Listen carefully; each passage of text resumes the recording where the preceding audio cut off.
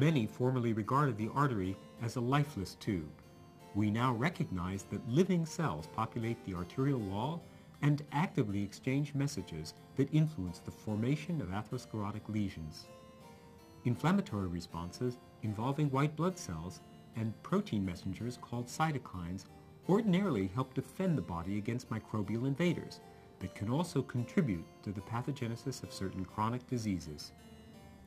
Conditions such as hypertension, obesity, other components of the metabolic syndrome, frank type 2 diabetes, and elevated LDL cholesterol, known risk factors for atherosclerosis, appear to have links to inflammation as well. How does hyperlipidemia promote inflammation and participate in the early steps of atherogenesis?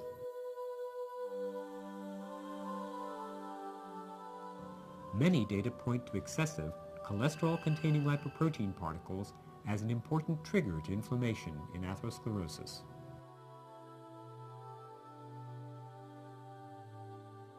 LDL particles, particularly when modified by oxidation or after conjugation with glucose, can instigate inflammation.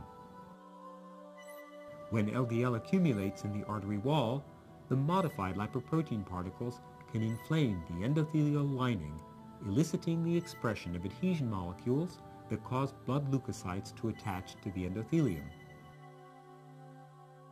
Modified LDL also stimulates production of chemoattractant cytokines that call the adherent leukocytes into the artery wall.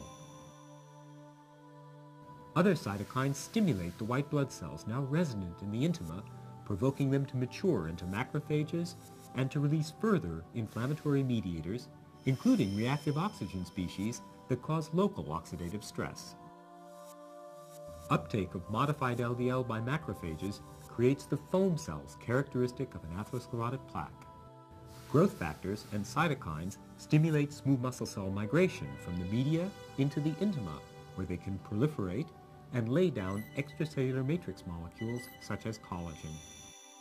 Thus, inflammation regulates the initiation and the progression of atherosclerotic plaques. Inflammatory mediators augment the thrombogenicity of the plaque and blood and thereby promote thrombotic complications of atherosclerosis. For example, inflammatory cytokines can increase expression of a potent procoagulant known as tissue factor, the most important trigger for thrombosis in the plaque. Activated macrophages secrete enzymes that break down collagen, the protein that lends strength to the plaque's fibrous cap. When a weakened plaque ruptures, the abundant tissue factor uncovered can cause thrombi to form.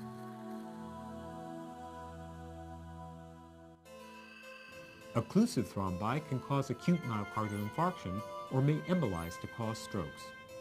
The role of inflammation in the pathogenesis of atherosclerosis has important clinical implications. Is there a practical way to measure the link between inflammation and the atherosclerotic process? Recently, renewed interest has burgeoned in measurement of C-reactive protein or CRP in peripheral blood as a clinically useful marker of inflammation in the context of atherosclerosis. CRP predicts risk for future cardiovascular events in apparently well men and women, even when LDL levels are below average.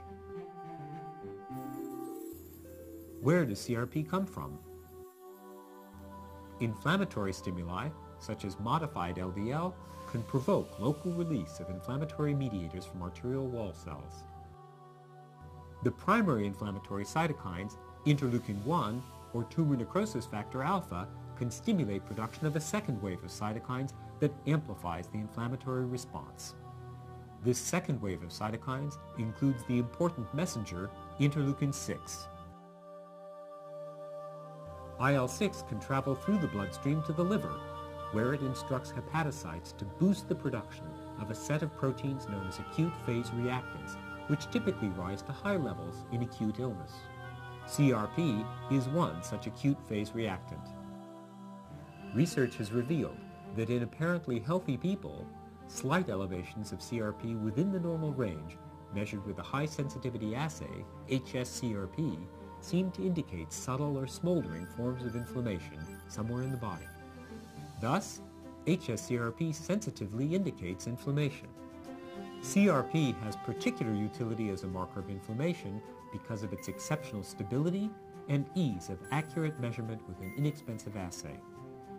Also, CRP levels fluctuate little during the day or from day to day in a person unless they have an acute illness.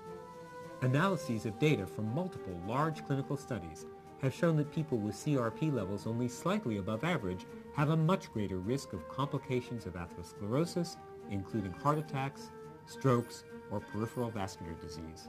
Indeed, CRP predicts cardiovascular events as well or better than LDL cholesterol. Recent guidelines have established CRP cut points that define the degree of risk for future cardiovascular events. Less than 1, low risk. 1 to 3, moderate. And greater than 3 milligrams per liter, high risk. Does modification of inflammation influence atherosclerosis? In experimental atheromata, HMG-CoA reductase inhibitors, or statins, decrease cytokine levels, limit local leukocyte adhesion molecule expression, lower plaque tissue factor procoagulant, and favor features of plaques that should render them stronger and resistant to rupture. Statins may thus have direct anti-inflammatory properties in addition to LDL reduction. Will lowering CRP by statins reduce cardiovascular risk? Analyses of clinical trials have suggested that statin treatment can reduce cardiovascular events in individuals without apparent heart disease and with below median LDL levels, but above median concentrations of CRP.